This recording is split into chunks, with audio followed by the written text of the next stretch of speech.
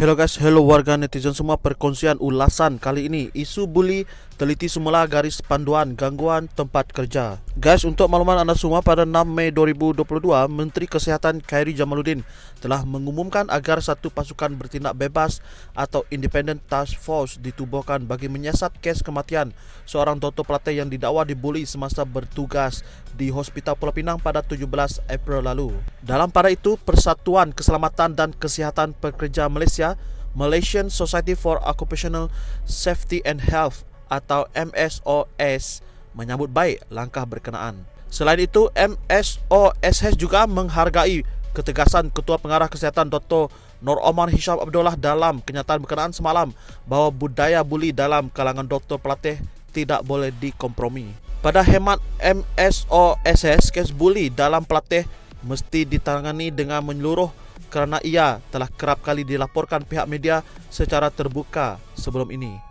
Malangnya, tiada penyelesaian tuntas dapat diketengahkan. Pihak berwajib bagi membendung perkara ini. Risiko kompleks dalam sektor kesihatan. Perlu dijelaskan bahawa risiko keselamatan dan kesihatan pekerja KKP di dalam sektor kesihatan adalah sangat kompleks dan berpunca sekurang-kurangnya daripada dua elemen. Pertama adalah keletihan, fatigue, disebabkan tekanan mental yang tinggi dan tempoh pekerjaan yang lama.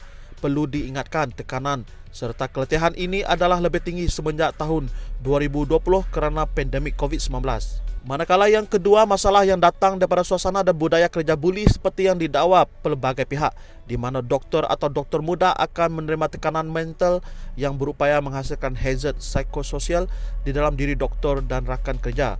Kedua-dua bahaya atau hazard ini perlu ditangani secara bersama atau pakej dan bukan berasingan mahupun bermusim. Akta Garis Panduan dan Kempen KKP telah sedia ada.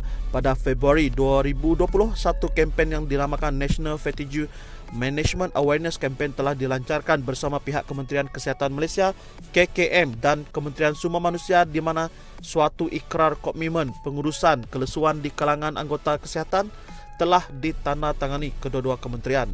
Penekanan ikrar adalah ke arah memastikan organisasi yang ditadbir KKM mematuhi dasar keselamatan KKP negara serta Akta KKP 1994, selain memastikan keselamatan dan kesihatan fizikal, mental dan psikososial anggota organisasi. Selain itu, perlu difahami bahawa Akta Keselamatan dan Kesihatan Pekerja Pindaan 2022 telah menggariskan dengan jelas bahawa sektor kerajaan adalah tertaluk kepada akta tersebut.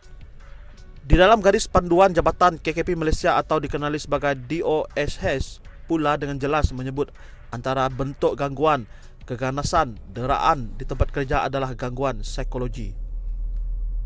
Gangguan psikologi terdiri daripada kelakuan menindas melalui percubaan jenis berdendam, kejam atau jahat untuk mengaibkan atau merosakkan imej, kedudukan, martabat seseorang pekerja, termasuk dalam kritikan negatif yang berterusan dan tidak wajar. Deraan melalui pembulian juga ditafsirkan sebagai kelakuan yang menyimpang daripada perilaku wajar melibatkan salah guna kekuatan fizikal atau psikologi. Adalah dicadangkan untuk pihak DOSH meneliti semula garis panduan ini sama ada ia masih boleh berfungsi dengan baik atau perlu wujud lebih banyak penegasan khusus untuk membendung kejadian-kejadian buli di tempat kerja. Kepentingan KKP dalam sektor kesihatan awam adalah MSOS ingin menegaskan bahawa KKP di dalam sektor kesihatan awam adalah sangat mustahak.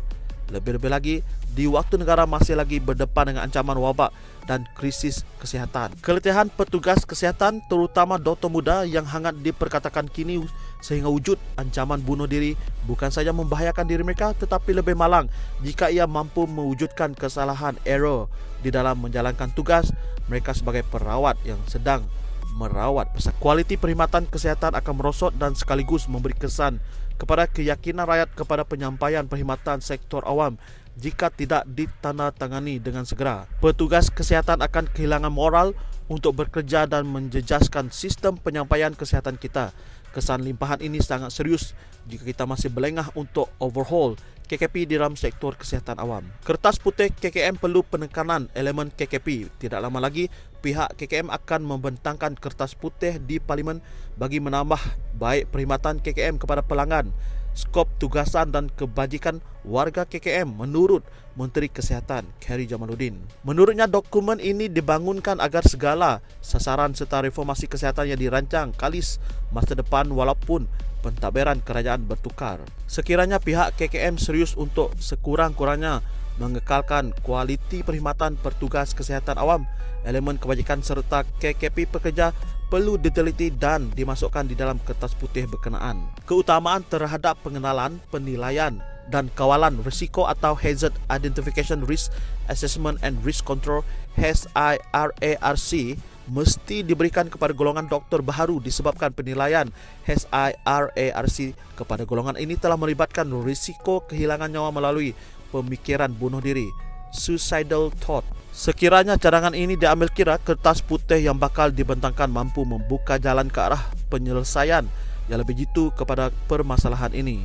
Daripada itu, peranan pakar dan pemain industri KKP. Di Malaysia, kita mempunyai pelbagai pakar, baik individu maupun organisasi terlatih di dalam sektor KKP termasuk MSOSS yang telah bertapak lebih daripada 50 tahun di negara ini. Pihak kerajaan khususnya KKM boleh mengembleng tenaga bersama persatuan-persatuan ini bagi mencari titik penyelesaian untuk membantu bidang kesihatan awam kita. Organisasi seperti MSOSS berupaya dalam menyalurkan perkhidmatan penyiasatan bebas secara percuma. Antara kepakaran yang boleh disalurkan adalah root cause analysis untuk penyiasatan insiden-insiden terbabit dan kemudian membuat syur-syur langkah kawalan bersesuaian untuk jangka masa pendek, sederhana dan panjang dengan mengambil kira batas-batas dalam aspek perundangan. MSOSS mengucapkan taziah kepada keluarga petugas hospital yang menjadi mangsa buli di tempat kerja dan berharap siasatan penuh dan menyeluruh dengan mengambil kira insiden-insiden lalu dapat turun dimasukkan ke dalam penyiasatan dan pelaporan Independent Task Force yang bakal ditubuhkan nanti. MSOSS juga menyeru agar pelaporan ini dikongsikan secara terbuka kepada orang ramai ataupun setidak-tidaknya ahli di dalam bidang KKP dan kesihatan awam agar ianya terus telus dan tidak berat sebelah demi memastikan keyakinan rakyat Malaysia terhadap sistem kesihatan kita. Dr. Sawaluddin Husin merupakan Presiden Persatuan Keselamatan dan Kesihatan Pekerjaan Malaysia, MSOSS.